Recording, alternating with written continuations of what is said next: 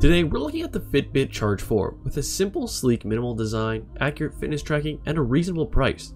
Easy to see why it is considered to be the best fitness tracker on the market, or at least it was when it was originally released a few years ago. With the release of the Charge 5, is the Fitbit Charge 4 outdated? And should you offer yourself something newer, or are you better off sticking with the Charge 4? And after you get it, what can you expect from it, and how do you get the most out of it? Let's find out. Well, for starters, Fitbit Charge 4 builds on what we like about the Charge family, with the addition of GPS to map your exercise route without a phone. The Charge 4 looks sleek, measuring less than half an inch at its thickest point, though I'd like to see a color screen instead of the bland monochrome image that the older generations offer. That is something they improved on when it came to the Charge 5. So if you want that bright, colorful image, you're going to want to go with the Charge 5, but if you don't care, Charge 4. The screen itself is decent when you're outside in the shade. The Charge 4 screen is easy to read, but if you're out in the sun, I had to squint to see the screen properly, unlike the Charge 5's bright and colorful display. The screen shuts off automatically, which is a handy feature if you're forgetful like me who can't even remember to lock their phone. You can wake it by tapping the button, giving your wrist a small shake, or tapping the screen itself. Easy peasy lemon squeezy.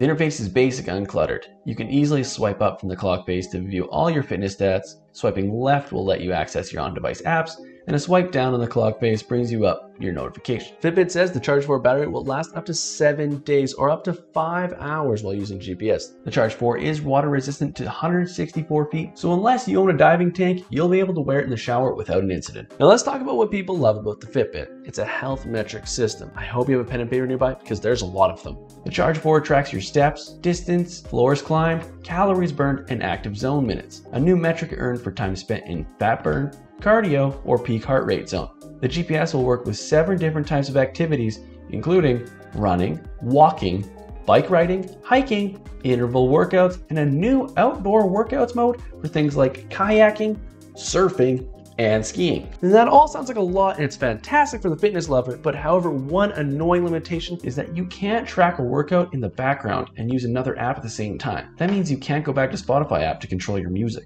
which is kind of inconvenient to be in the middle of a workout and then all of a sudden My Heart Will Go On comes on while you're lifting weights and you're just like, I'm just lifting. Not only are we big on exercise, but we also love a good night's rest. Just like the new Charge 5 and other newly released fitness trackers, the Charge 4 tracks the amount of time you spend in light, deep, and REM sleep each night. The Charge 4 features some sleep tools that were previously only available on the more expensive Versa 2 smartwatch. That includes the ability to see your sleep score on your wrist and sleep mode. I'm not a big fan of wearing things on my wrist while I sleep, but this was comfortable enough that I didn't even notice it. Now, on to the apps. Spotify support has been a top request among Charge device users, so it's nice to see it on the Charge 4. But you must have a Spotify premium subscription to use the music streaming service on Fitbit, which is inconvenient, and you also need to have your phone connected, which isn't the biggest thing in the world, but it still loses the point of having your phone on you while you're out for a run. Another nice upgrade to the Charge 4 is that Fitbit Pay now comes standard on all models. Charge 4 can display notifications from your phone for calls, text, and meeting invites. If you use an Android phone, you can send quick text replies to any message you get. iPhone users, however, are left out of that party, and it's not available for iOS features, which is a shame because it's still not fixed on the newer Charge 5 model either.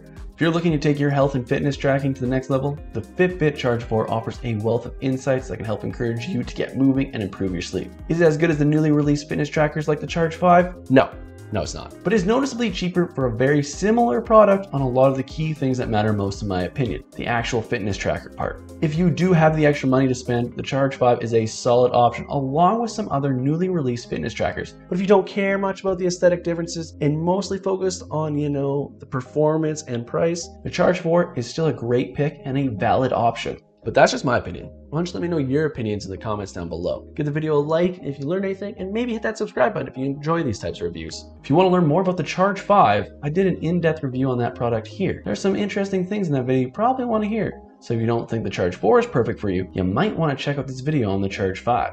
But until next time, I'll see you guys in the next video.